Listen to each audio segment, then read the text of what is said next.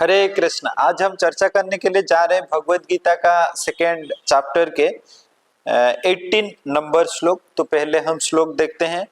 अंतवंत इमे देहा नित्यायुक्त शरीरेण अनासीनो अप्रमेयस्य तस्माज्जुद्धस्य भारत।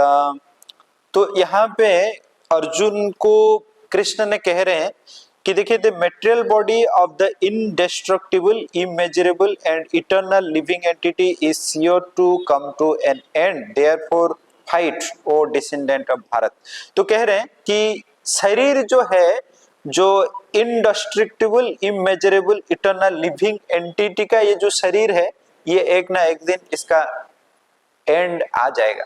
इसका मतलब है हम लोग दो चीजें, एक है देह, एक है देही। ठीक है, तो देही जो है आत्मा है और वो ये देह को धारण किए है। जैसे मान लीजिए हम लोग हमेशा सोचते हैं कि मैं एक्चुअली ये शरीर हूं, लेकिन हम लोग थोड़ा देखते हैं। जैसे मान लीजिए कभी कभी हम बोलते हैं ये मेरा मोबाइल है या ये मेरा ड्रेस है। इसका मतलब है ये मेरा मोबाइल है, मतलब मैं मोबाइल नहीं हूं, ये मेरा ही है। और अगर हम कहते हैं कि ये मेरा ड्रेस है, तो ऑब्वियसली ये मैं नहीं हूं, ये मेरा ही है।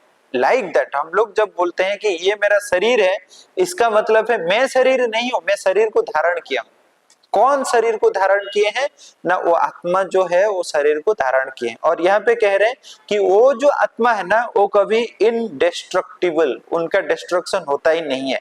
इमेजरेबल, उनको मेजर किया ही नहीं जा सकता है। और इटर्नल, वो शाश्वत है। और ये जो शरीर धारण किए हैं ना, ये शरीर एक ना एक दिन इसका विनाश होगा ही।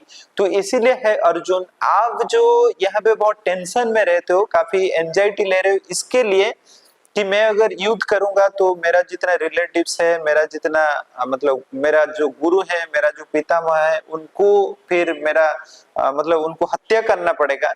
तो हत्या तो ओनली शरीर का ही किया जाता है ना, आत्मा का तो हत्या किया ही नहीं जा सकता है।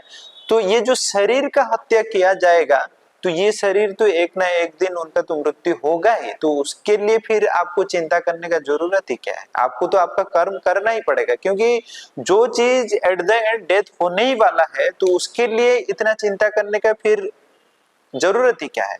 तो उसके लिए यहाँ पे मतलब कह रहे हैं कि है अर्जुन, आप बस युद्ध करिए। तो इसका मतलब है ये जो शरीर है हम लोग धारण किए हैं, मतलब ये आत्मा ने ये शरीर धारण किए हैं।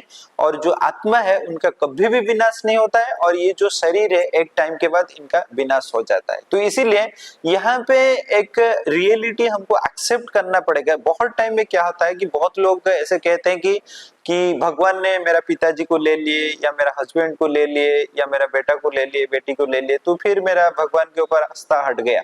लेकिन भगवान ने यहाँ तो क्लियरली कह रहे हैं ना कि ये जो शरीर हम लोग प्राप्त हुए हैं, ये शरीर एक ना एक दिन तो उनका मृत्यु होगा। इसका मतलब है हम लोग कहीं ना कहीं वो जो इल्यूजन से बाहर निकलना नहीं चाहते हैं। भगवान तो यहाँ पे डायरेक्टली कह दिए कि जो शरीर है, ये शरीर तो एक ना एक दिन मृत्यु होगा ही। लेकिन हम लोग वो जो इल्यूजन को इतना मात्रा में अटैच्ड होके रहे हैं, वो इल्यूजन से निकलना चाहते ही नहीं, सत्यता को जानना चाहते नहीं। हो सकता है ये जो सत्यता है थोड़ा कड़वा है, लेकिन सत्यता को जब तक एक्सेप्ट करेंगे, जो बिटर ट्रूथ है इसको एक्सेप्ट करेंगे, फिर जो ज्ञान है, भगवत गीता का ज्ञान लगे, तब भी तो हम ये स्थिति से ऊपर जा सकते हैं ना। नहीं तो कैसे हो सकता है? तो यह तो भगवान ने क्लियरली कह रहे हैं कि ये जो शरीर है एक ना एक दिन विनाश हो जाएगा। तो इसीलिए शरीर के साथ इतना अटैचमेंट रहना नहीं चाहिए, क्योंकि ये शरीर के साथ अटैचमेंट है मतलब जब ये शरीर विनाश हो जाएगा हमारा दुख हमको मिलेगा। लेकिन हम लोग को किसके साथ रिलेशनशिप बिल्ड करना पड़ेगा? वो आत्मा के साथ। और जो आत्मा है क्या कह रहे हैं ना, इंडेस्ट्रक्टिबल है, कोई विनाश नहीं कर सकता है, उसको मेजर नहीं किया जा सकता, वो शाश्वत है। तो इस लेवल पे हम लोग को आना पड़ेगा। और कोई कर्म अगर ऐसा है जिसके लिए हम लोग को कुछ दुख भोगना पड़ रहा है या कुछ प्रॉब्लम आ रहा है मटेरियल पर्सपेक्टिव से, बॉडी के पर्सपेक्टिव से, उसको इतना चिंतित नहीं होना चाहिए। हमारा कर्म जो है वो करना चाहिए, क्योंकि अच्छा कर्म तो आत्मा लेके जाता है। हरे कृष्ण।